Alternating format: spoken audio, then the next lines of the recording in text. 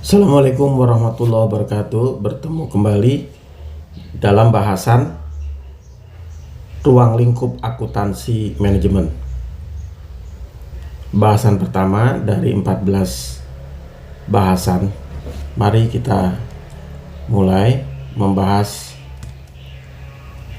Tetapi sebelum kita membahas ruang lingkup akuntansi manajemen, ada baiknya saya membahas terlebih dahulu materi akuntansi manajemen sebanyak 14 kali pertemuan. Yang pertama, ruang lingkup akuntansi manajemen, jenis informasi akuntansi, perbedaan akuntansi manajemen, akuntansi keuangan, dan mengapa akuntansi manajemen itu penting bagi suatu perusahaan. Selanjutnya, basic daripada membicarakan akuntansi manajemen yaitu adalah mengenai biaya. Kita akan bahas mengenai konsep biaya dan pengelompokan biaya atau klasifikasi biaya. Yang mana nanti kita akan bahas beberapa pengelompokan yang disusun dalam rangka untuk pencapaian satu tujuan. Nah, yang ketiga yaitu sistem manajemen biaya. Seperti apa yang efektif, efisien, dan produktif ketika diterapkan di dalam suatu perusahaan. Nah, kelemahan akuntansi biaya konvensional ini sepertinya dibahas di pertemuan ketiga, ditutup dengan biaya berbasis aktivitas, activity based costing. Nah, selanjutnya diperkuat juga konsep activity based costing ini diterapkan manajemen berbasis aktivitas, jadi diperluas dari aspeknya hanya bahasan biaya. Nah, ini diterapkan pada bahasan yang lebih luas yaitu manajemen. Nah, di samping itu juga kita akan mempelajari tentang aktivitas-aktivitas yang masuk kategori non nilai tambah, yang ini kalau dibiarkan mengakibatkan pemborosan. Nah, yang berikutnya adalah konsep tepat waktu, just in time. Ciri-cirinya yaitu persediaan mendekati zero,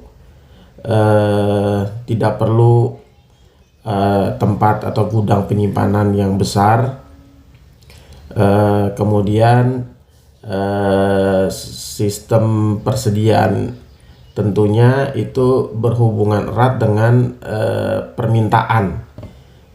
Jadi persediaan ya berbasis permintaan dengan memperhitungkan traffic atau transportasi.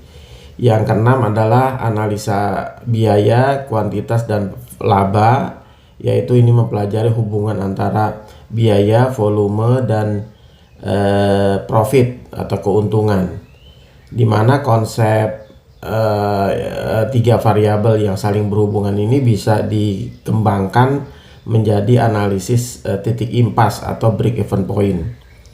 Selanjutnya, pertemuan ketujuh yaitu akuntansi pertanggungjawaban, responsibility accounting. Jadi supaya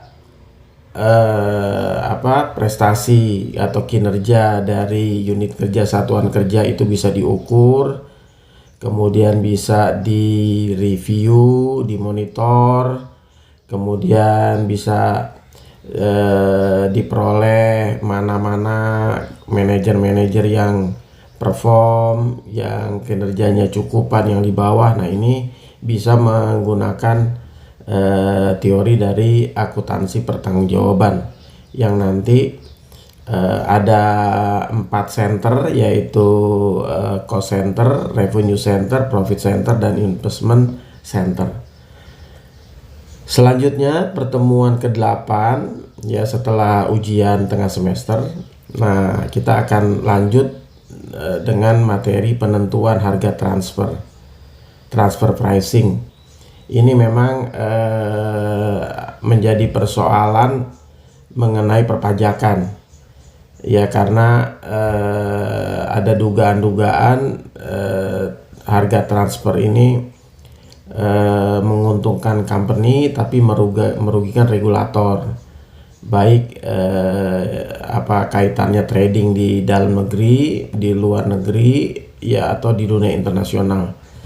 Nah, pada akhirnya juga transfer pricing ini diterapkan untuk mewujudkan perusahaan yang kompetitif, tidak melakukan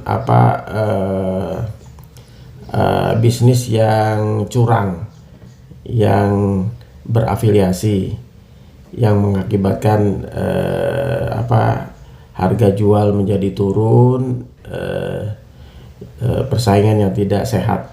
Nah, kemudian kita akan membahas tentang relevant cost, yaitu biaya relevan, yaitu biaya yang bisa diukur dan bisa dilacak. Nah, bisa dilacak dan berdasarkan kegunaannya. Nah, biaya-biaya relevan ini bisa diperhitungkan, dikalkulasi dalam rangka untuk pengambilan keputusan apakah make or buy, ataukah dibuat atau kita beli, apakah mesin baru apa mesin lama, dan sebagainya. Yang selanjutnya adalah teknik penetapan harga jual. Ini selling price. Ini ada beberapa metode dan ujungnya adalah competitiveness, persaingan antar perusahaan. Dengan penetapan harga jual yang tepat, maka perusahaan punya daya saing dan bisa meningkatkan permintaan berdasarkan daya saing tadi. Yang selanjutnya tidak kalah penting adalah yang ke-11, yaitu analisis anggaran fleksibel dan kinerja. Anggaran fleksibel versus statis. Fleksibel artinya anggaran itu merespon dari berbagai aktivitas. Sekurang-kurangnya ada 3 kondisi yang dijadikan patokan fleksibilitas tadi, yaitu pesimis, moderat, maupun optimis. Nah, kemudian ini juga bisa diperluas dengan konsep varian analysis. Jadi untuk melihat kinerja dengan membandingkan actual dengan budgeting. Selanjutnya yang ke-12 adalah kapita selecta. Kapita selecta itu akan mempelajari pendalaman dari teori yang ketika membahas bisa saja berhubungan dengan bidang-bidang ilmu yang lain di cakupan akuntansi manajemen, yang pada akhirnya ini pengayaan dari aspek teori, bisa juga pengayaan dari aspek praktek-praktek. Nah, kemudian yang ke-13 adalah model keputusan dan ketidakpastian. Ini tidak bisa dihindari ketika perusahaan berbisnis itu seringkali dihadapi oleh faktor ketidakpastian. Nah, di tengah ketidakpastian, perusahaan kan harus berjalan dengan baik. Nah, maka harus ada satu model keputusan yang menekan resiko dari ketidakpastian itu. Dan yang terakhir kita akan mempelajari kelemahan akuntansi biaya konvensional, yang jawabannya adalah penerapan activity based costing. Nah, kelemahan-kelemahannya seperti apa? Nah, sehingga mengapa kita memperkuat dengan konsep yang mutakhir, yaitu activity based costing.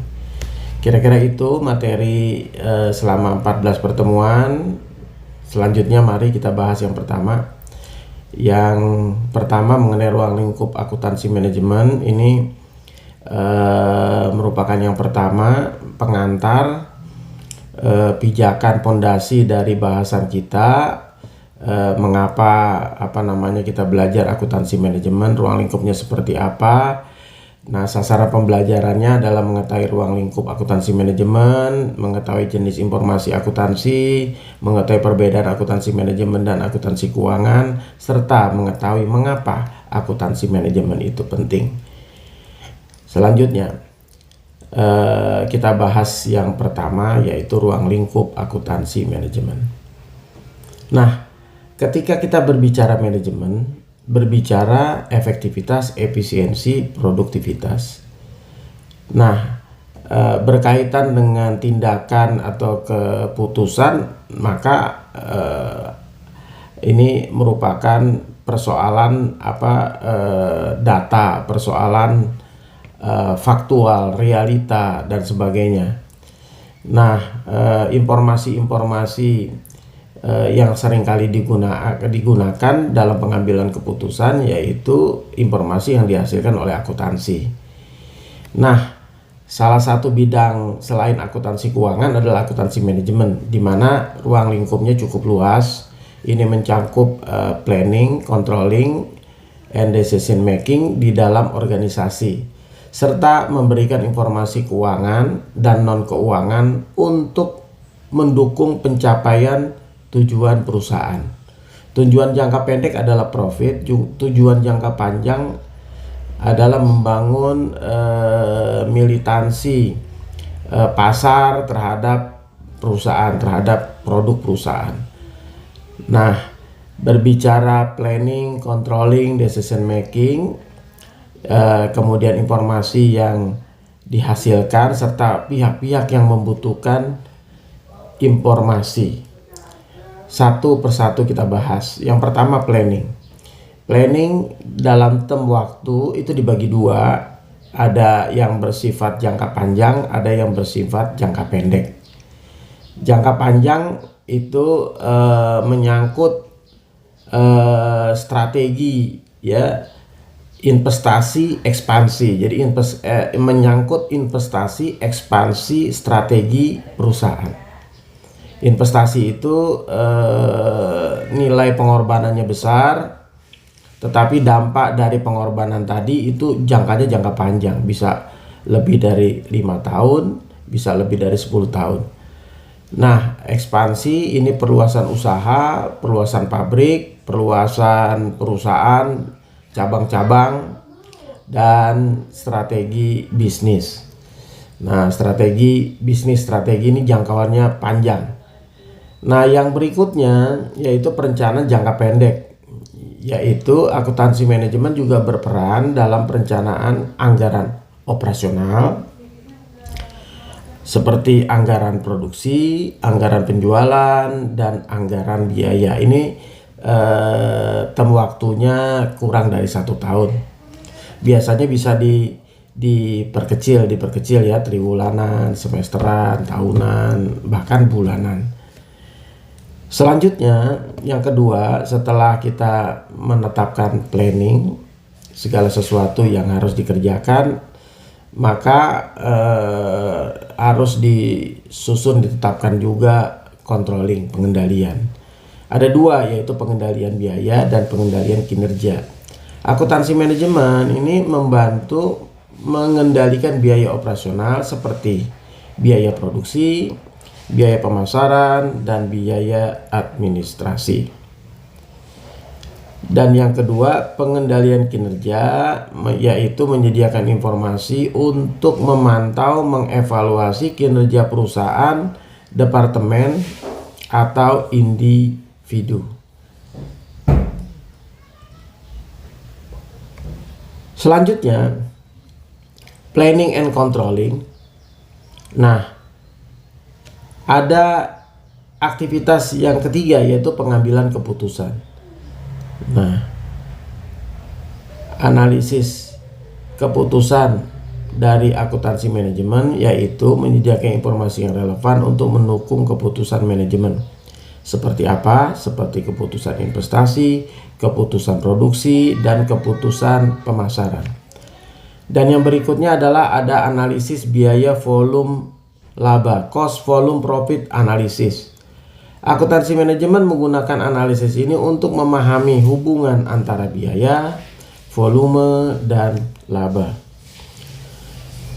Nah, yang akan dibahas nanti dalam pertemuan berikutnya secara detail. Yang keempat, informasi yang dihasilkan. Yang pertama adalah laporan keuangan internal, meliputi rugi laba, neraca, perubahan modal atau ekuitas, dan laporan arus kas. Sedangkan laporan non keuangan Akuntansi manajemen juga menghasilkan laporan non-keuangan seperti laporan kinerja, laporan kualitas, dan laporan kepuasan pelanggan. Nah, pihak-pihak yang membutuhkan informasi yaitu yang pertama, manajer keuangan. Manajer keuangan itu membutuhkan informasi tentang apa? Tentang pendanaan modal, beban biaya, tingkat pengembangan investasi, dan rasio keuangan. Berikutnya, manajer produksi membutuhkan apa? Membutuhkan informasi tentang biaya produksi, efisiensi produksi, dan kualitas produk. Berikutnya, manajer pemasaran membutuhkan informasi tentang biaya pemasaran, efektivitas kampanye, dan kepuasan pelanggan. Nah, top manajemen selaku top leader membutuhkan informasi yang komprehensif tentang kinerja secara keseluruhan. Dan investor selaku pemegang saham membutuhkan informasi tentang potensi keuntungan dari investasi mereka. Ya, oke. Jenis informasi akuntansi berkaitan dengan laporan keuangan, laporan rugi laba, neraca, arus kas, analisis rasio, dan informasi biaya. Laporan rugi laba menggambarkan pendapatan biaya perusahaan selama periode untuk mengetahui laba rugi perusahaan. Sedangkan neraca yaitu laporan posisi kekayaan perusahaan, aset, liabilitas, dan ekuitas. Laporan arus kas adalah laporan yang menyajikan perubahan kas dan setara kas perusahaan selama periode tertentu yang berkaitan dengan operasional, berkaitan dengan investasi, berkaitan dengan pendanaan. Kemudian analisis rasio ini meliputi rasio likuiditas, rasio tentang kelancaran aktiva lancar khususnya yang paling liquid, kemudian rasio profitabilitas dan rasio solvabilitas, serta rasio profitabilitas, ya, likuiditas, solvabilitas, profitabilitas, dan aktivitas. Satu lagi.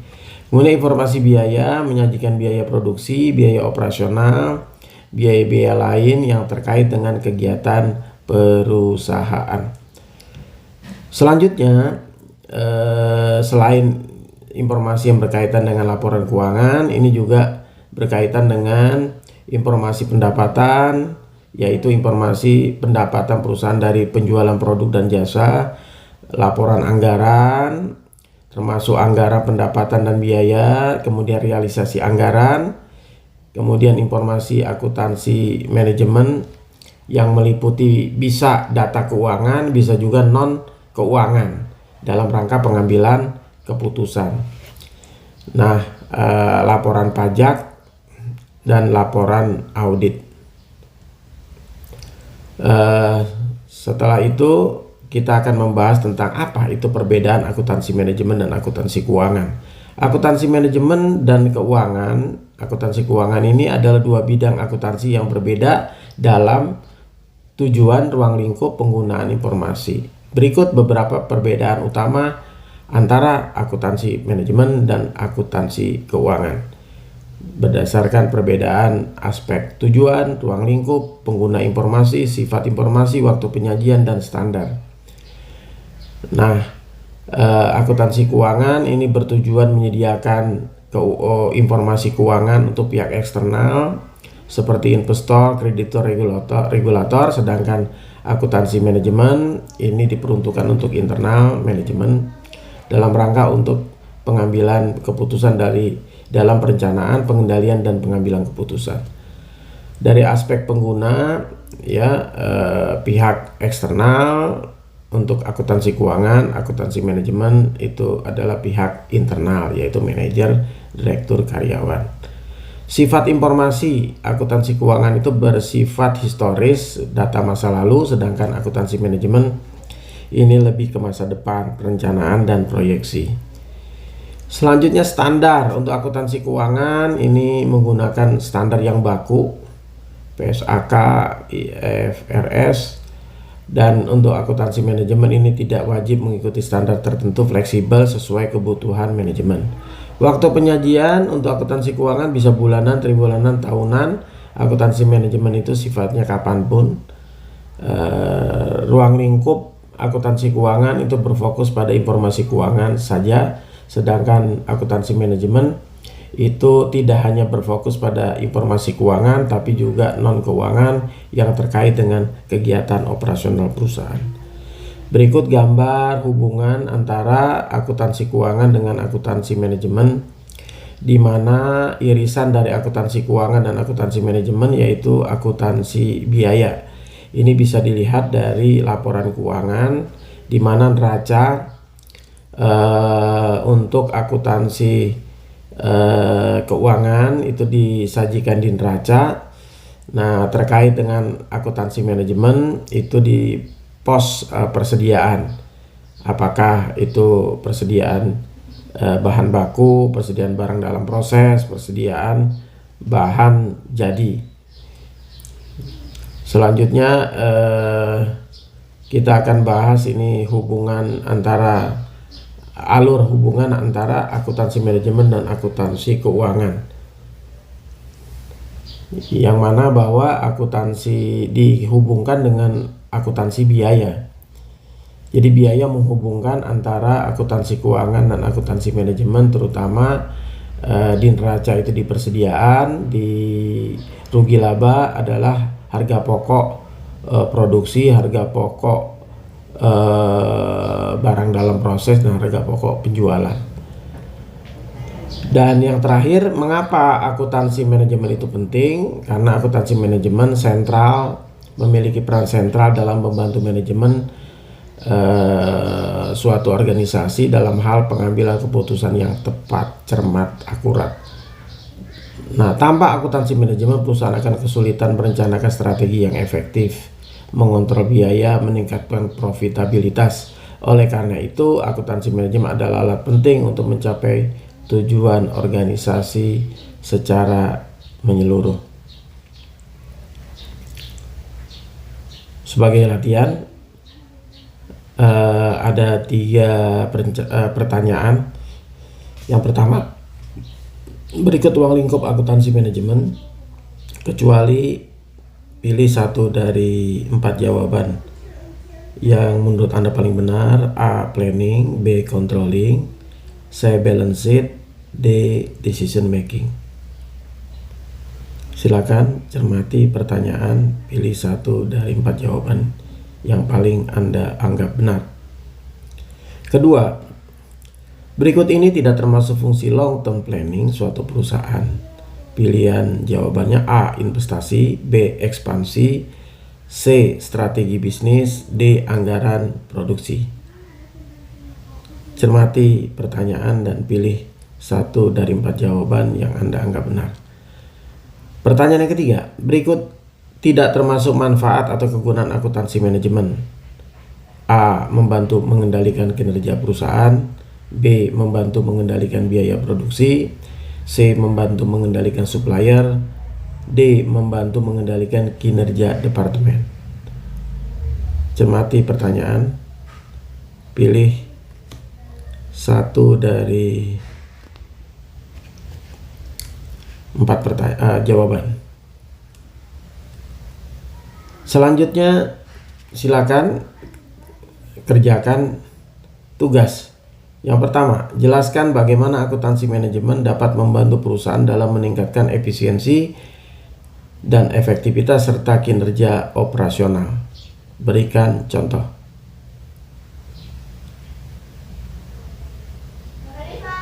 Baik, atas perhatian kami sampaikan terima kasih. Sampai jumpa. Wassalamualaikum warahmatullahi wabarakatuh.